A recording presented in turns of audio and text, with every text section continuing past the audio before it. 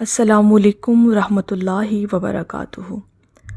ناظرین محترم، آج ہم بات کریں گے ایک ایسی طاقت کی جو بولنے سے زیادہ اثر رکھتی ہے، ایک ایسی قوت کی جس سے انسان کا دل روشن ہوتا ہے، روح پاکیزہ بنتی ہے اور فکری گہری ہو جاتی ہے۔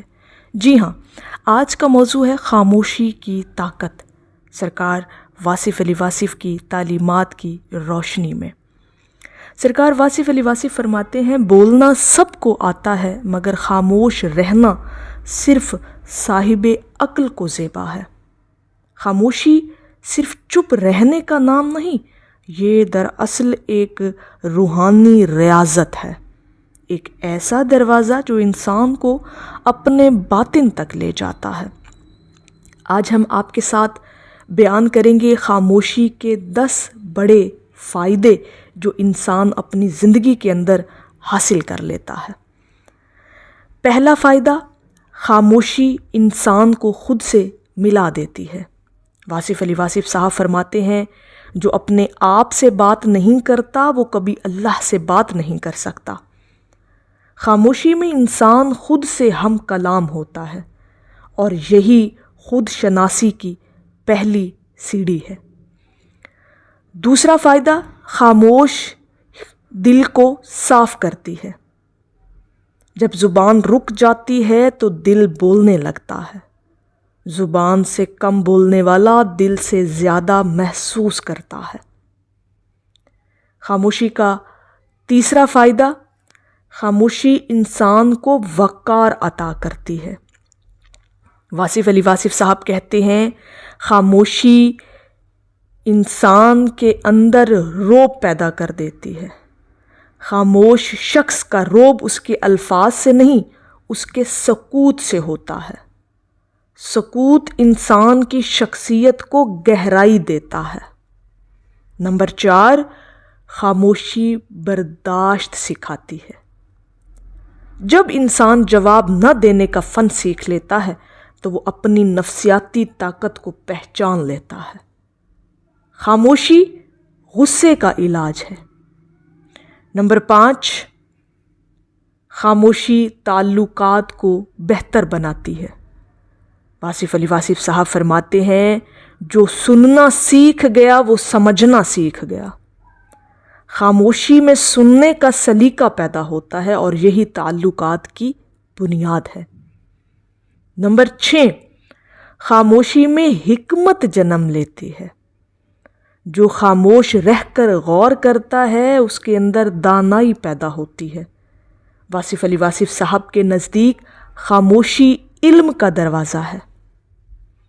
نمبر 7، خاموشی میں عبادت کا ذائقہ ہے۔ ذکر بھی خاموش ہو کر دل میں کیا جا سکتا ہے۔ یہ وہ لمحہ ہے جب انسان اپنے رب کے قریب ترین ہوتا ہے۔ نمبر 8، خاموشی تخلیقی قوت کو بیدار کرتی ہے۔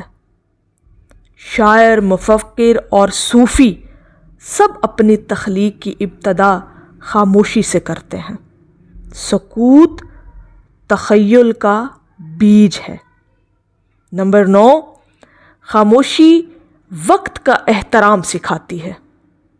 واصف علی واصف صاحب فرماتے ہیں، جو وقت ضائع نہیں کرتا وہ بولنے سے پہلے سوچتا ہے۔ خاموشی انسان کو سوچنے کا وقت دیتی ہے۔ نمبر 10، خاموشی ایمان کو مضبوط کرتی ہے۔ خاموشی انسان کو یقین کی کیفیت میں لے جاتی ہے۔ جب الفاظ کم ہوں اور احساس زیادہ، تب ایمان دل میں اترتا ہے۔ سرکار واصف علی واصف صاحب کہتے ہیں، خاموشی سب سے بڑی زبان ہے۔ جو اسے سمجھ گیا وہ ہر بات سمجھ گیا۔ اور خاموشی جو ہے یہ پوری کائنات کا راز ہے، اور کائنات کے سارے راز خاموشی سے ہی شروع ہوتے ہیں اور انسان پر کھلنا شروع ہو جاتے ہیں۔ سرکار واصف علی واصف صاحب کہتے ہیں، بولنا سیکھنے میں وقت لگتا ہے مگر خاموش رہنا سیکھنے میں عمر لگ جاتی ہے انسان کی۔ بڑا خوبصورت اور گہرائی والا جملہ کہ جو انسان خاموش رہنا سیکھ جاتا ہے پھر وہ اپنی زندگی کا سب سے بڑا راز پا لیتا ہے۔